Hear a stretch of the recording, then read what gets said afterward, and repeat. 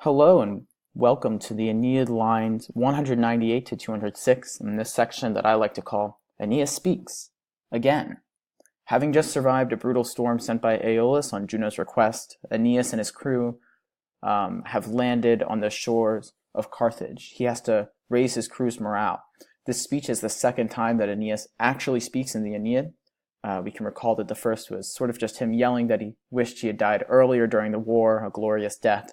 So this is the first time he is truly addressing anybody.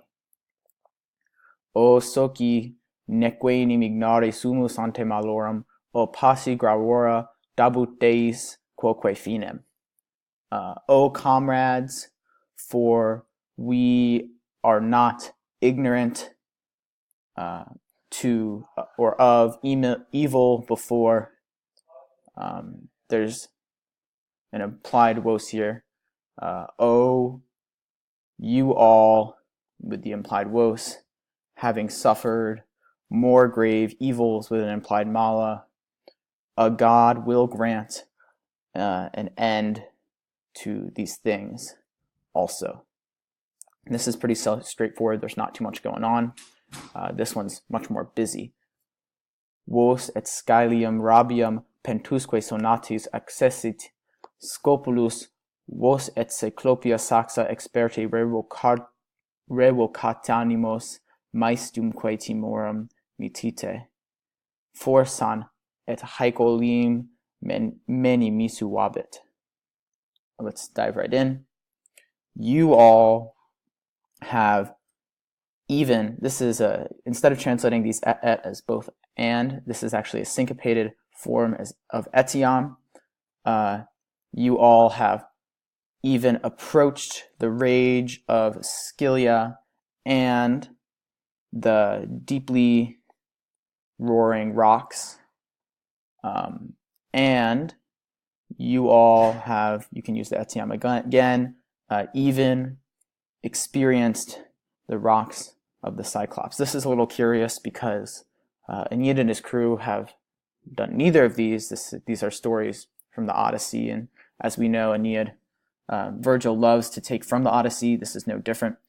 Not only has he faced neither of these challenges, Virgil uses the same exact wording as Homer. If we look at line 209 in Book 12 of the Odyssey, it reads, "Friends, we have been in no wise ignorance of sorrow. Surely this evil that besets us now is no greater than when the Cyclops penned us in his hollow cave by brutal strain." Even further, if you look a couple lines more in the Odyssey and back up to the last slide, you can say, it says, hope that Zeus may grant us escape and avoid this death, which is really similar to what we just heard here. Continuing on, you all must restore your souls or spirits and dismiss your sad fears. Experti back there, forgot to mention, is also syncopated. This next line is one of the most famous in the Aeneid and is quoted in many different places. Perhaps at sometime in the future, it will please us to remember even this. And there's an implied nos at the end here. Please us. If you want to impress your grandma that you know big boy Latin, this is a great line to have in your back pocket. Per varios casus per tot discrimina rerum tendimus in Latium, sedes ubi fata quietas ostendunt, illic fas regna resurgere Troiae duratet vosmet rebus servate secundis. We're on the last chunk of text here. Through different misfortunes, through so many crises of things, we extend into Latium. This is a weird moment in the text because Aeneas really shouldn't know where they're going.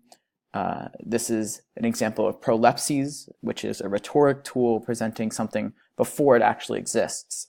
We're going to have to suspend our disbelief, as we often do throughout this text.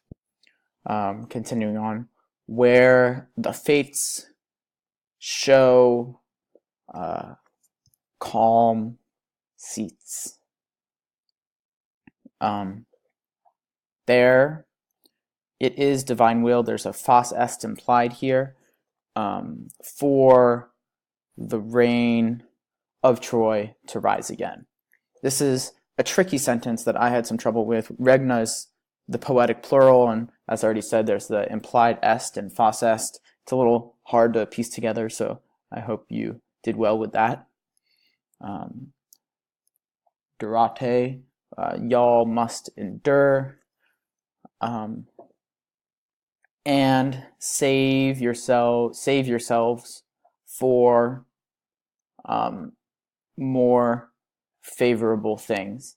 Wosmet is an emphatic form or just a stressed form of wos, and that's just his way of expressing that they're very important. Thank you so much for tuning in today.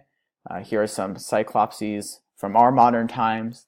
Shrek looks very strange as a Cyclops, and I hope you enjoyed this. Thank you very much.